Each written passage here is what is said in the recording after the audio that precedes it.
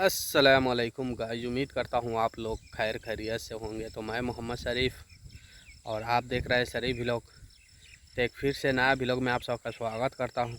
आप लोग को दिखाते हैं, चलेंगे क्या बोलता है कि आज जाना है।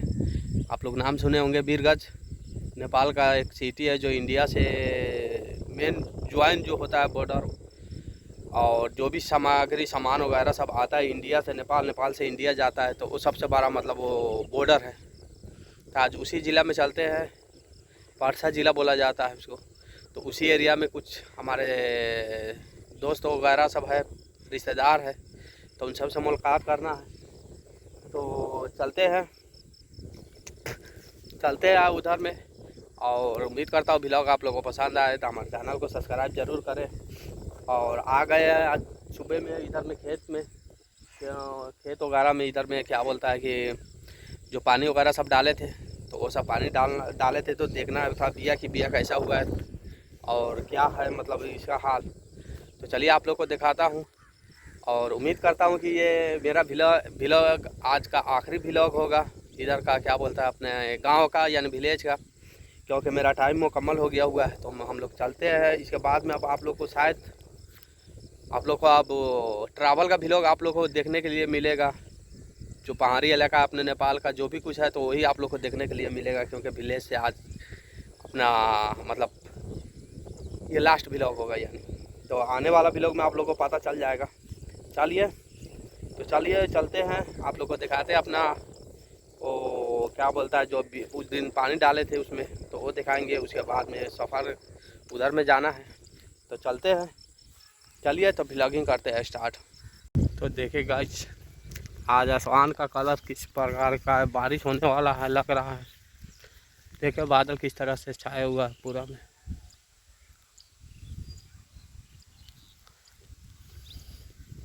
तो आ गए फाइनली। ये था, ये अपना उस दिन पानी पटाए थे इसी में, तो ये है। तो बाकी जम गया हुआ है, थोड़ा मोड़ा है। तो अभी देखे धीरे धीरे सब जम रहा है, छोटा छोटा देखे तो निकल रहा है। बाकी साकी है तो वो धीरे धीरे जमेगा, या वो नहीं होगा तो कुछ नहीं फेज कर सकते। और उधर का देखे, उधर का ये दूसरा है, ये दूसरा इसलिए बीच में जगह छोड़ दिए थे। तो देखे अभी पूरा मुकम्मल जम गया हुआ है। तो बारिश होगा तो और फ़ायदा करेगा, क्योंकि बीच में 2-4 दिन मतलब ये हो गया था, सूखा हो गया था, काफ़ी धूप गर्मी हो गया था। तो देखे अभी कैसा हो गया। पिछले ब्लॉग में देखे थे तो कैसा था, नीचे से दिखाए थे आप लोगों को, आज ऊपर से देखे।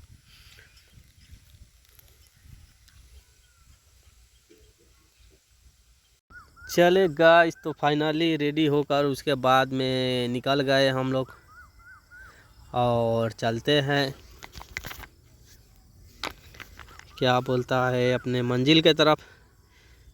तो चलते हैं विलेज होकर, क्योंकि हाईवे के तरफ से नहीं निकले, विलेज के तरफ से निकले, शॉर्टकट रास्ता है। तो इधर से चलते हैं, दिखाते हैं आप लोग को विलेज। उसके बाद में उम्मीद करता हूँ आप लोग को व्लॉग पसंद आएगा, क्योंकि विलेज का तो विलेज होता है ना। तो ये सब विलेज ही है, गांव का गांव। तो देख सकते हैं गांव का भी ऐसा ऐसा मंजर सब रहता है। तो चल रहा है वहाँ पे, कुछ बातें वगैरह होता है ना ईद के इस पर। उसके बाद में वहाँ से मुलाकात वगैरह हो जाएगा। उसके बाद में उधर से आएंगे, तो उधर से आएंगे तो इंशाल्लाह कोशिश करेंगे कि हम लोग जंगल के तरफ से निकले।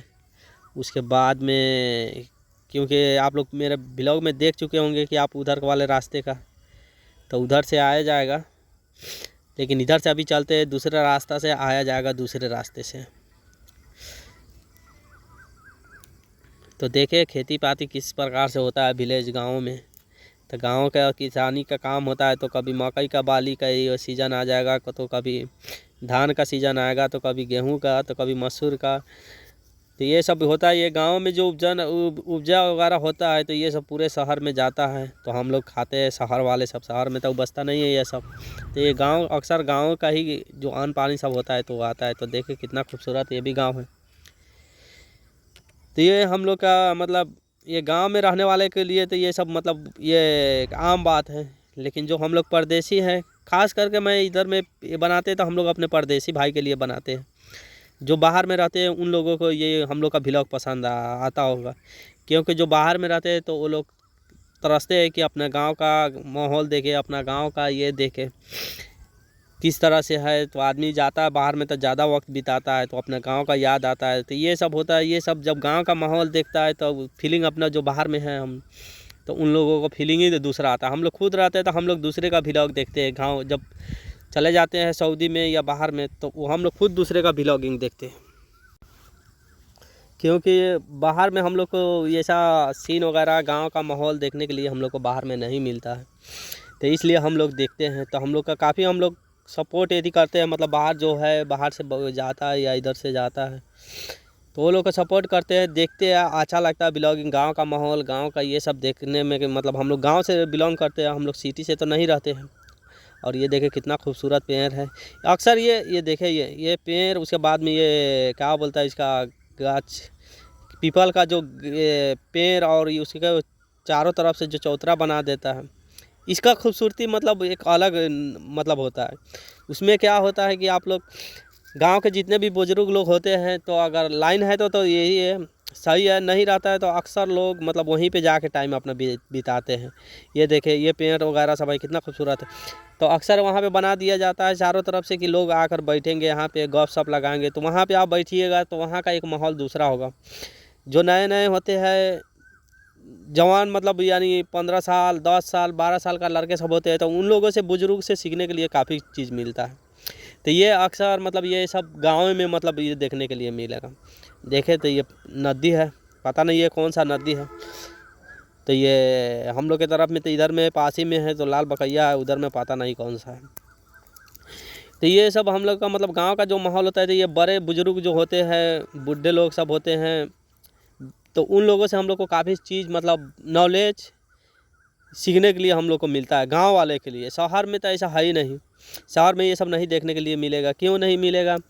क्योंकि वो लोग खुद मतलब जो जिसका गार्जियन सब होते हैं तो वो बाहर में मतलब क्या बोलता है जॉब करते हैं, बिजनेस रहते हैं, तो उन लोगों का मतलब नहीं। बच्चे सब है तो वो लोग स्कूल जाएंगे, स्कूल से आएंगे तो वही सब मतलब। लेकिन कहाँ बाहर का माहौल उन लोगों को पता नहीं चलेगा। बस स्कूल गए, स्कूल से आए, खाए पिए खेले, बस वही है। लेकिन हम लोग का गांव में ऐसा होता है कि मतलब छोटे छोटे बच्चे को बहुत ज़्यादा नॉलेज हो जाता है।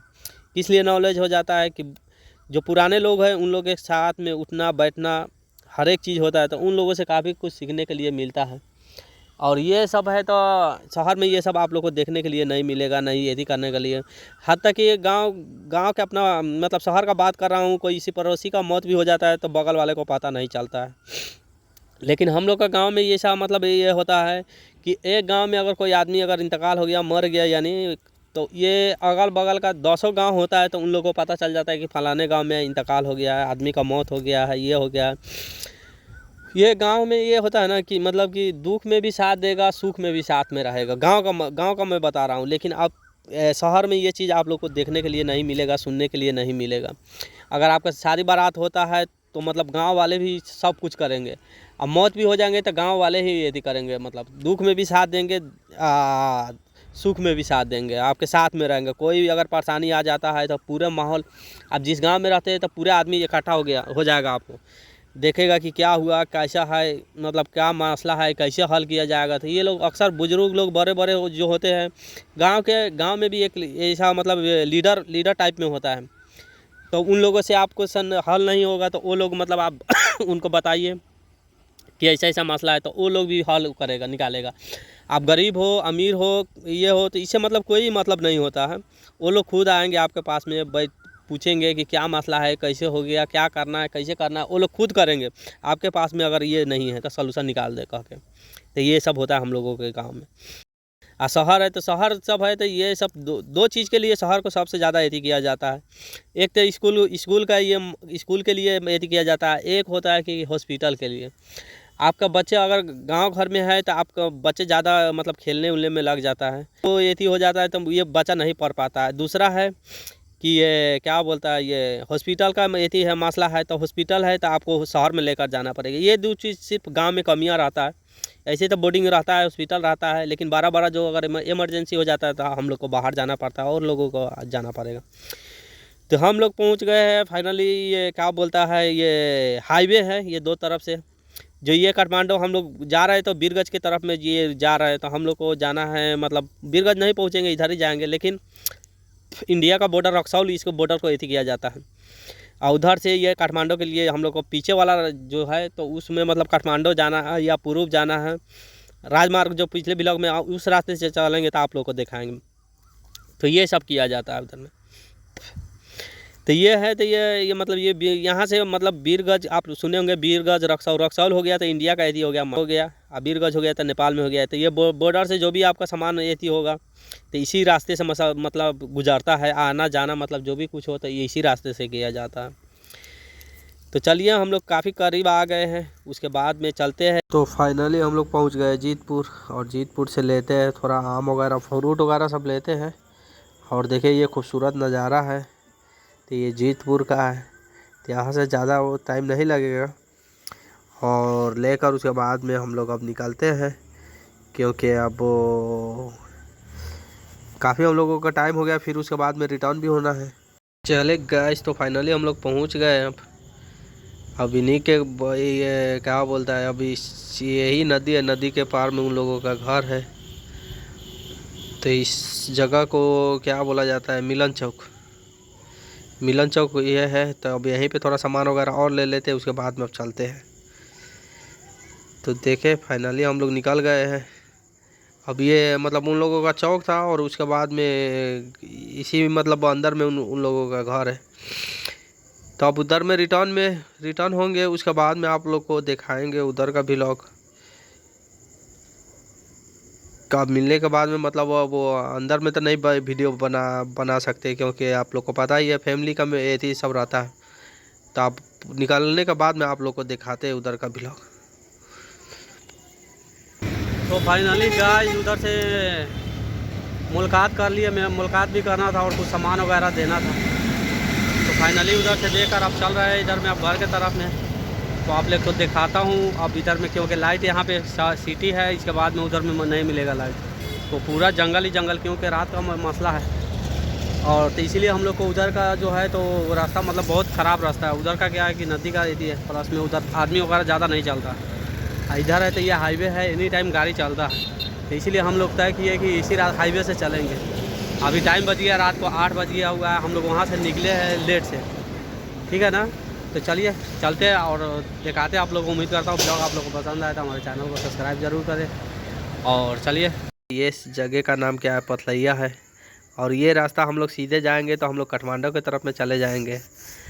और देखें खूबसूरती कितना खूबसूरत है, ये पथलैया का जंगल बोला जाता है। इससे लेकर देखें अब इधर से हम लोग मोड़ गए तो ये हम लोग का इलाका में, यानी इससे अब आप पूर्व की तरफ में चले आए हम लोग। अब ये इस रास्ते से मतलब कि आप लास्ट नेपाल का बॉर्डर तक जा सकते हैं। मतलब जैसे लंबाई है तो ये पूरा का सिक्किम तक मतलब जा सकते हैं आप इस रास्ते से। तो ये हम लोग का है। तो काफ़ी हम लोग का टाइम हो गया, अंधेरा होने वाला है, तो चलते हैं फटाफट, क्योंकि हम लोग को वहाँ पे बात करते करते हम लोगों का काफ़ी लेट हो गया है।